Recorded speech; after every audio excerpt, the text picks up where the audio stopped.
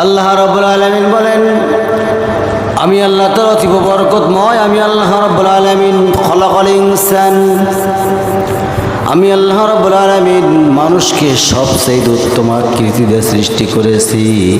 আমার বন্ধুগণ, আমার ভাইরা, পৃথিবীর মধ্যে অনেক প্রাণী আছে, অনেক কিছুই দেখা যায়। গরু, ছাগল বকরি থেকে শুরু করে হাঁস মুরগি যা কিছু আছে সব কিছুই কিন্তু আমরা দেখতে পাই। সবাইকে আল্লাহ রাব্বুল আলামিন বিবেক বুদ্ধি দেন নাই। আল্লাহ রাব্বুল আলামিন বিবেক বুদ্ধি দিয়েছেন কেবলমাত্র, বলেন তো কাকে? মানুষকে বিবেক বুদ্ধি দিয়েছেন। এই বিবেক বুদ্ধি অন্য কোনো প্রাণীর মধ্যে দেন নাই। যদি অন্য কোনো প্রাণীর মতো দিত তাহলে আমরা গরু ছাগল হইতাম, ঠিক কিনা? إن الحمد لله الأكرم الذي خلق الإنسان وكرم وعلمه من البيان ما لم يعلم فسبحان الذي لا يحصى امتنانه باللسان ولا بالقلم نشهد أن لا إله إلا الله وحده لا شريك له ونشهد أن سيدنا ومولانا محمدا عبده ورسوله الذي أرسله بالحق بشيرا ونذيرا وداعيا إلى الله بإذنه وسراجا منيرا فقد قال الله تعالى في كلامه المجيد وفرقانه الحميد أعوذ بالله من الشيطان الرجيم بسم الله الرحمن الرحيم إن الله وملائكته يصلون على النبي يا أيها الذين آمنوا صلوا عليه وسلموا تسليما اللهم صل على محمد وعلى آل محمد كما صليت على إبراهيم وعلى آل إبراهيم إنك حميد مجيد اللهم بارك على محمد وعلى آل محمد كما باركت على إبراهيم وعلى آل إبراهيم إنك حميد مجيد সম্মানিত মুসলিমবৃন্দ, আলোচনার সূচনায় আনুষ্ঠানিকতার মধ্য দিয়া আমার পক্ষ থেকে সবাইকে হৃদয় নিংড়ানো প্রাণ উজাড় করানো সালাম। আসসালামু আলাইকুম ওয়া রাহমাতুল্লাহি ওয়া বারাকাতুহু। সবাই কেমন আছেন? আমাকেও প্রশ্ন করেছেন। আল্লাহ সুবহানাহু ওয়া তাআলা আপনাদের দোয়ায় আপনার কাতারে আমাকে রেখেছেন। বলি আলহামদুলিল্লাহ। দরুদ ও সালাম পাঠ করি সাইয়্যিদুল মুরসালিন খাতামান নবিয়্যিন রাসূল আকরাম নবী মুকাররম জনাবে মুহাম্মদ সাল্লাল্লাহু আলাইহি ওয়াসাল্লাম। সম্মানিত দিনী ভাইরা, আসুন কথা বেশি বক্তৃতায় না গিয়া সরাসরি মূল আলোচনায় চলে যাই।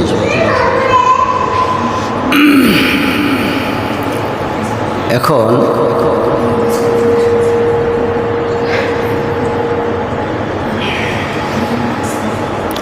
আল্লাহ সুবহানাহু ওয়া তাআলা পৃথিবীর সব কিছুই সৃষ্টি করেছেন, কিন্তু উত্তম করে সৃষ্টি করেছেন কাকে বলেন তো? একমাত্র উত্তম করে সৃষ্টি করেছেন মানুষকে। আল্লাহ রাব্বুল আলামিন সূরা ৩ নাম শুনেছেন?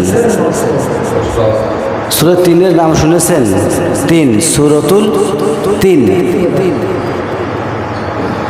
এই সূরা ৩-এর মধ্যে প্রথম আয়াতের মধ্যে মহান রব্বি কারীম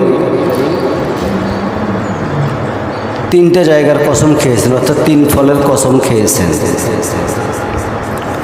সেখান থেকে আমরা শিক্ষা কিছু অর্জন করব এবং কিছু কথা শুনবো ইনশাআল্লাহ।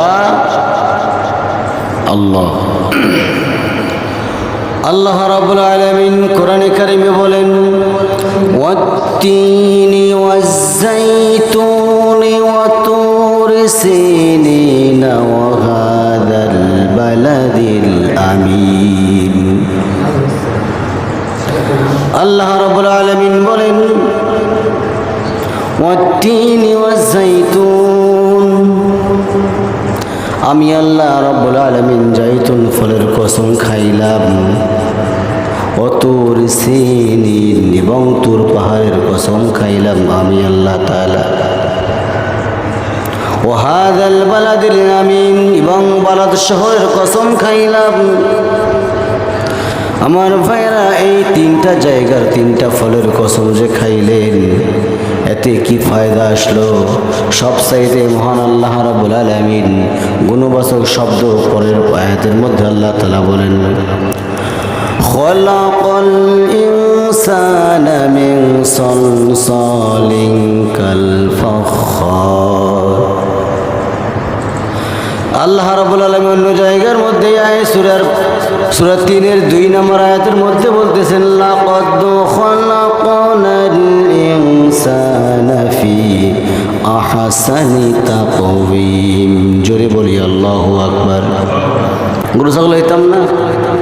আল্লাহ তাআলা বলেন, লাকাদ খলাকনাল ইনসানা ফি আহসানি তাকওয়িম সুম্মা রাদাদনাহু আসফালা সাফিলিন ইল্লাল্লাযীনা আমানু ওয়া আমিলুস সালিহাত ফালাহুম আজরুন গায়রু মামনুন ফামা ইউকাযযিবুকা বা'দু বিদ্দীন আলাইসাল্লাহু বিআহকামিল হাকিমিন। জোরে বলুন আল্লাহু আকবার।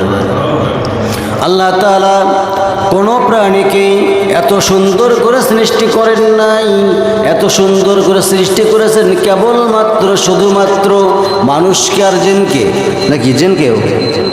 এখানে জিনের কথা আসছে, খলাকাল ইনসান শব্দ আসছে মাত্র, ইনসান মানে মানুষের কথা আসছে। খলাকাল ইনসান শুধুমাত্র মানুষের কথায় চলে আসছে। মহান রব্বে কারিম বলেন, আমি আল্লাহ তাআলা মানুষকে এত সুন্দর করে সৃষ্টি করেছি যা পৃথিবীর কোনো প্রাণীকে আমি সুন্দর করে সৃষ্টি করি নাই।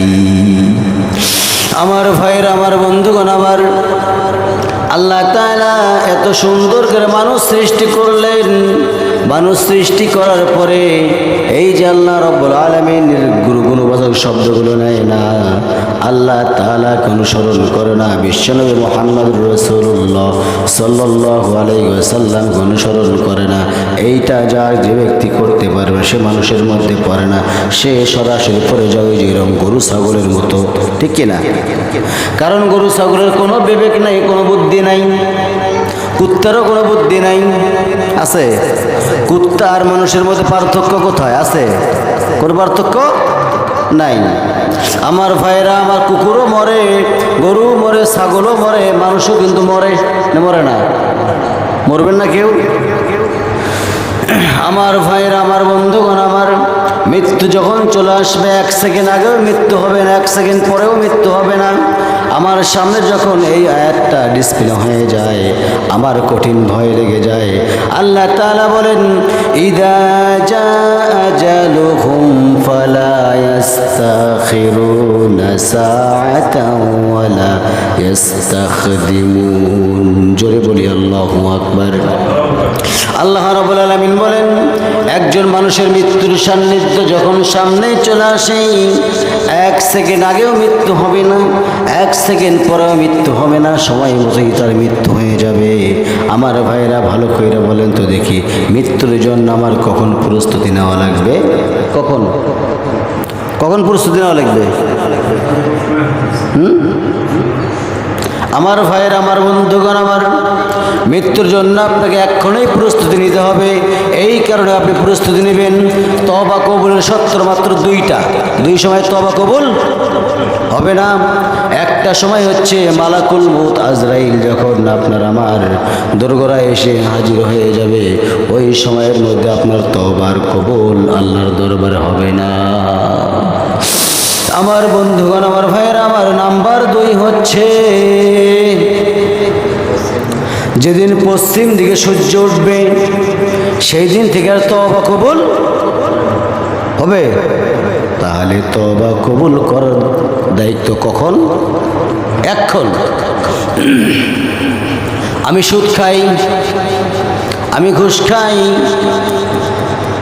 কিন্তু আজকে থেকে শুনলাম কখন না জানি মালাকুল মউত আমার দরবারে এসে হাজির হয়ে যায়। এই চিন্তা যদি কোনো বান্দা করতে পারে, চিন্তা বান্দা যদি করে, যদি সুদটাকে বাদ দিতে পারে, আল্লাহ তাআলা বলেন ওই বান্দার ওই সুদটা বাদ দেওয়ার কারণে, তওবা করার কারণে আমি আল্লাহকে মাফ করে দিয়ে দিলাম। আমার ভাইয়ের, আমার বন্ধুগণ, আমার যেখানে আল্লাহ তাআলা বলেন ওয়াহাল্লাল্লাহুল বাইআ ওয়া হাররামার রিবা, আমি আল্লাহ তাআলা ব্যবসাকে হালাল করে দিয়েছি, সুদকে হারাম করে দিয়েছি, কিন্তু ব্যবসার মধ্যেই বান্দা সুদ লাগাইছে। ঠিক কিনা? ব্যবসার মধ্যে সুদ লাগাইছে। হারে কত টাকা? 200 না 100? এত টাকা। একজন মানুষ বেকায়দায় পড়ে গেছে। মানুষও তো কম না, মানুষও ধার নিলে, টাকা ধার নিলে সেই টাকাটা দিতে চায় না। বিদায় এখন এই টাকাটা আমি খাটাইতাম এতদিন, পুঁজিতে লাগাইতাম, পুঁজি বাড়ত। তুই আমার কাছে 1 মাস হয়ে টাকাটা নিয়েছিস, দিস নাই, তার প্রেক্ষাপটে আমার লাভের অংশ বেশি, এতটুকু দে। এটা কি মুসলমান? এটা কি মুসলমান? দিনের পর দিন পরে থাকবে, কিন্তু যে ব্যক্তি টাকা নিল তারও ফের উচিত আবার একটা কাজ। আমি যে এক ভাইয়ের কাছে টাকা নিয়েছি, আমি যেন না চাইতেই যেন আমি তাকে দিতে পারি। কারণ টাকা পয়সার বিষয়টা এমন একটা বিষয়, সম্পর্ক বিচ্ছেদ করে দেয়। ঠিক কিনা? টাকা পয়সা সম্পর্ক বিচ্ছেদ করে দেয়। তাই বলে আপনি সুদে লিপ্ত হতে পারেন না। সুদ এমন ভয়ঙ্কর একটা পয়সা পরিমাণ, যে ব্যক্তি সুদ খাবে আল্লাহ তাআলা বলেন সে যেন তার গর্ভধারিণী মায়ের সাথে জেনায় লিপ্ত হয়ে গেল। বলে নাউযুবিল্লাহ। এখন সুদ খাবেন কারা কারা? হাত উঠান। সুদ ছাড়ে দিবেন কারা কারা? হাত উঠান। কেউ নাই? খানাও না, নেনাও না। আমার ভাইরা, আমার বন্ধুগণ, আমার একজন সাহাবী শুধুমাত্র ঋণ করছিল, অল্প কয়টা পয়সা ঋণ করছিল, অল্প কয়টা ঋণ, অল্প টাকা, কয়েকটা দিরহাম ঋণ করে ফেলছিল। ঋণ করার কারণে, ঋণ করা অবস্থায় ওই সাহাবী দুনিয়া থেকে বিদায় হয়ে চলে গেলেন। শুনতেছেন? ওই সাহাবী দুনিয়া থেকে বিদায় হয়ে চলে গেলেন। আমার নবীজি তার কানের মধ্যে সংবাদ চলে গেল, ইয়া রাসূলুল্লাহি, ইয়া হাবিবাল্লাহি, আপনার অমুক সাহাবী দুনিয়া থেকে বিদায় হয়ে গেছে। আল্লাহর রাসূল বললেন, ঠিক আছে ঠিক আছে, তার ব্যবস্থা করে গোসল করায় দাও, জানাজার ব্যবস্থা করায় দাও। এমন সময় জানাজাও সব কিছু রেডি হয়ে গেছে। আল্লাহর রাসূল সাল্লাল্লাহু আলাইহি ওয়াসাল্লামের কাছে একজন সাহাবী এসে বলছে, ইয়া রাসূলুল্লাহ, ইয়া হাবিবাল্লাহি, আপনি জানাজাটা পড়ায় দেন দ্রুত। আমার নবীজি বললেন, ও সাহাবীরা, আমি জানাজা পড়াইতে পারবো না। সাহাবা কেরাম বললেন, কি জন্য তো আপনি জানাজা পড়াইতে পারবেন না হুজুর? আমার নবীজি বললেন, ও সাহাবীরা শোনো শোনো, এই জন্য আমি জানাজা পড়াবো না, আমার যে সাহাবী দুনিয়া থেকে বিদায় হয়ে চলে গেল, ওই সাহাবীর হচ্ছে ঋণগ্রস্ত সাহাবী, এই জন্য আমি জানাজা পড়াইতে পারবো না। সাহাবা কেরাম বললেন, ইয়া রাসূলুল্লাহ,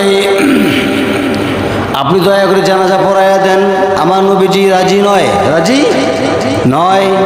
এমন সময় একজন সাহাবী আনাস বিন মালিক রাদিয়াল্লাহু তাআলা আনহু তিনি দাঁড়িয়ে গেলেন। দাঁড়িয়ে গিয়ে বলতেছেন, ইয়া রাসূলুল্লাহ, ইয়া হাবিবাল্লাহ, আপনি যদি মনের মধ্যে কিছু না নেন হুজুর, আপনার যে সাহাবী আমার তো দিনী ভাই, আমার তো ভাই হয়, মুসলমান ভাই, ওই ভাইয়ের সমস্ত যতটুকু পরিমাণ ঋণ করে ফেলেছে হুজুর, ওই ঋণের সমস্ত বোঝার দায়িত্বগুলো আমি আনাস নিজেই নিয়ে নিলাম। আমার নবী আনাস বিন মালিককে বলতেছে, ওরে আনাস, তুমি যে এই ঋণের দায়িত্ব নিবা, তুমি তো আমার বাড়িতেই বড় হইছো বা বড় হইতেছো, তুমি টাকা পাইবা কোথায়? আনাস বিন মালিক রাদিয়াল্লাহু তাআলা আনহু বললেন, ইয়া রাসূলুল্লাহ, ইয়া হাবিবাল্লাহ, যেমন করে হলেও যদি আমাকে কাঠ খুঁটা খনন করে কাঠ বিক্রি করেও যদি আমাকে এই ঋণ পরিশোধ করার আগে আমার ভাইয়ের জন্য আমি ঋণটা পরিশোধ করে দিয়ে দেব। আমার ভাইয়ের, আমার বন্ধুগণ, আমার এক পর্যায়ে এই কথা শুনে বিশ্বনবী রাজি হয়ে গেলেন, জানাজা পড়াইয়া দিলেন। প্রথম দিন কিছুই বলেন নাই, দ্বিতীয় দিন বলতেছেন, ওরে আনাস, ঋণ কি পরিশোধ করছো নাকি? সঙ্গে সঙ্গেই আনাস বলতেছেন, ইয়া রাসূলুল্লাহ, এখনও ঋণ পরিশোধ করতে পারি নাই হুজুর। দ্বিতীয় দিন বলতেছেন, ওরে আনাস, ঋণ পরিশোধ করছো নাকি? না হুজুর, করতে পারি নাই।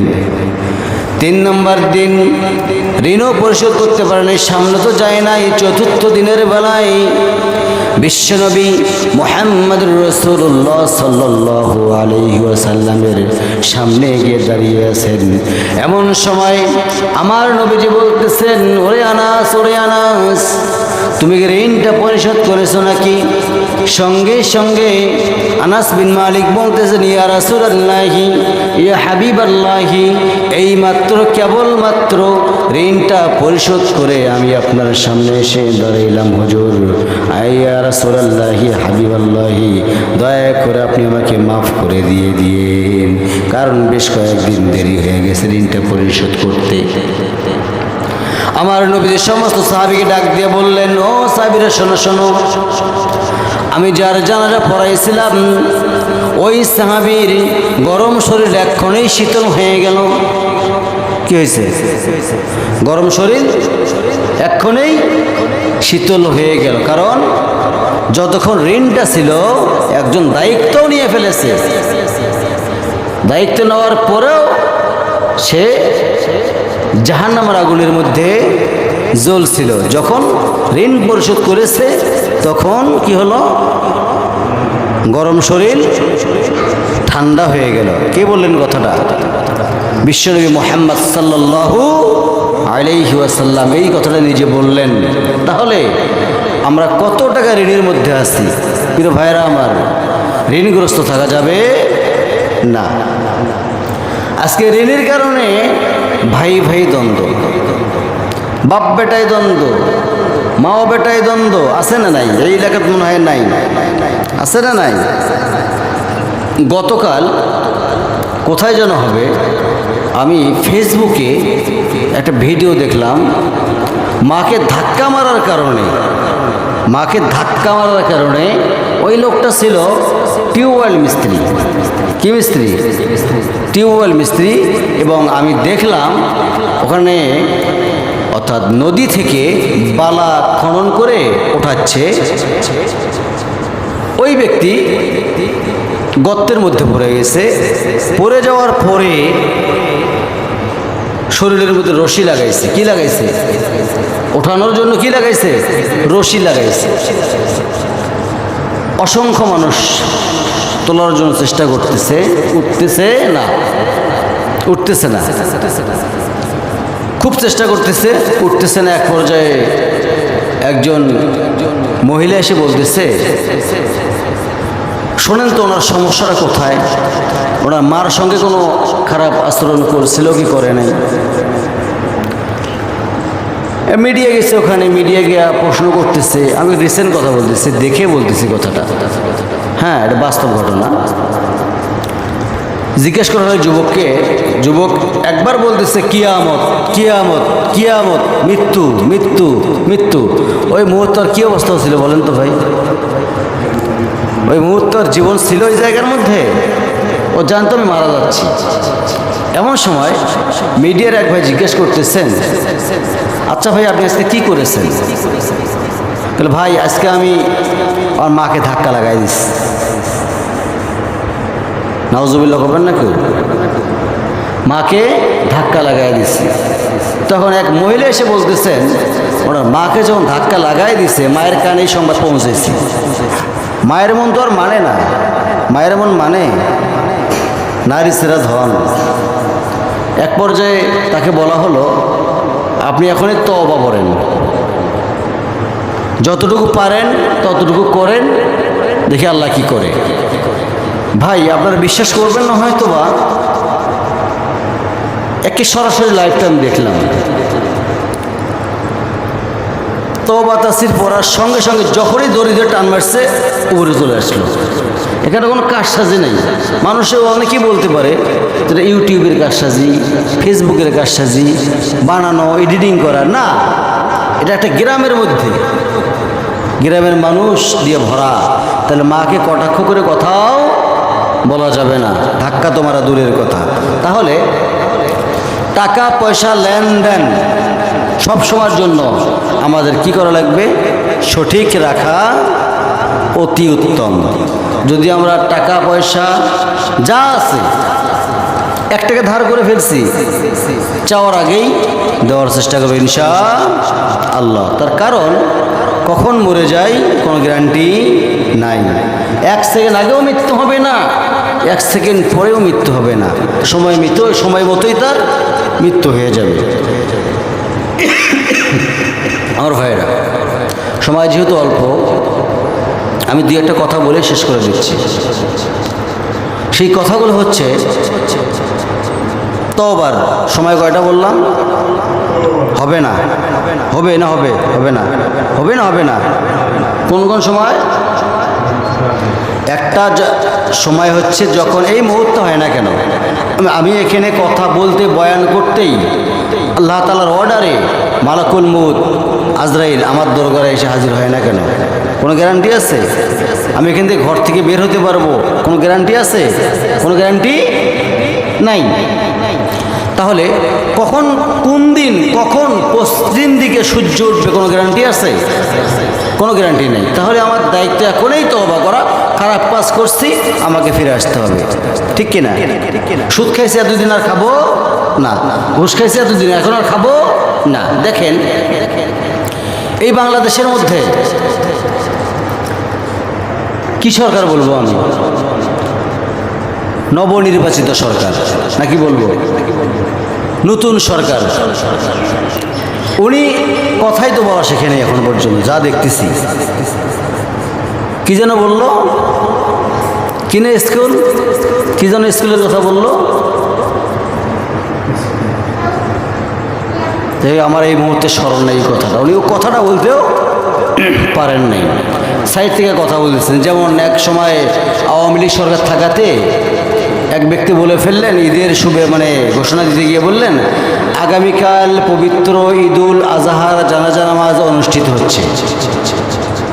কথাটা এমন হচ্ছে ভাই। প্রাথমিক সরকারি প্রাথমিক শিক্ষা প্রতিষ্ঠানের কথা বলেছিলেন, এইভাবে কথাটা বলা হয়নি ওনার। ওই মুহূর্তে মানুষের ভুল হয় না? আমি এতগুলো কথা বললাম, আমার এই এতগুলো কথার মধ্যে দুই একটা কথা কি ভুল হয় নাই? অবশ্যই হয়েছে। তাই বলে কি আমি স্বীকার করবো না আমার ভুল হয় নাই? উনি বলতেছেন জ্বালানি সংকট নেই, আমরা দেখতেছি পুরো জ্বালানি সংকট, ঠিক কিনা? 2 দিন পরে দেখবেন আপনার বিদ্যুৎ পাবেন না এই এলাকাতে, বাংলাদেশে বিদ্যুৎ থাকবে না। যা দেখতেছি জ্বালানি সংকট, বিদ্যুৎও কিন্তু জ্বালানি। তা আমি এখন সাজেস্ট করবো একটাই, সেটা হচ্ছে আমি বিরুদ্ধে কথা বলতেছি না, কারণ এই সরকার সব কিছু মেনটেন করতে পারতেছে না, বুঝছেন? ওই যেমন ওই যে হাসিনার মাথার উপরে ভূত চাপছিল, এই নতুন আসা মাত্রই এনার উপরেও কিছু ভূত চাপিয়ে ধরছে, কিন্তু সাবধান। আমি একটু অসুস্থ, বুঝছেন, বুক জাম, প্রচুর জাম। তো আমাদের সতর্ক হতে হবে, যদি বাজার আপনাদের বাড়িতে না থাকে দ্রুত বাজারটা করে নেন। কি বলেন? বাজারটা মধ্যমুখী হচ্ছে, কিন্তু যতই দিন যাচ্ছে ততই বেগুন 100 টাকা লাগছে, এখন 70 থেকে 100 টাকা লাগছে। পটল 100 টাকা না 120 টাকা। খাবেন কি? খাওয়ার অপশন নাই। তবে আমরা সাজেস্ট করতে চাই সরকারকে যে একটু সতর্ক হন, যে আপনার মাথার মধ্যে যে ভূতগুলো চাপছে এই ভূতগুলো আপনার ক্ষতি করবে। সুন্দরভাবে রাষ্ট্রটা চালান, ইনশাল্লাহ সুন্দরভাবে চলবে। যা মনে করেন দ্রব্যমূল্য যা করার দরকার সব বেড়ে যাচ্ছে না, খায়া দায় কি শান্তি পাচ্ছেন? এই 1 সপ্তাহের ভিতরে কে গরু গোস্ত দিয়ে ভাত খেয়েছেন? আমার মনে হয় খান নাই কেউ। দিন দিন গরুর গোস্তের দাম কমার কথা, দিন দিন গরুর গোস্তের দাম বাড়তেছে।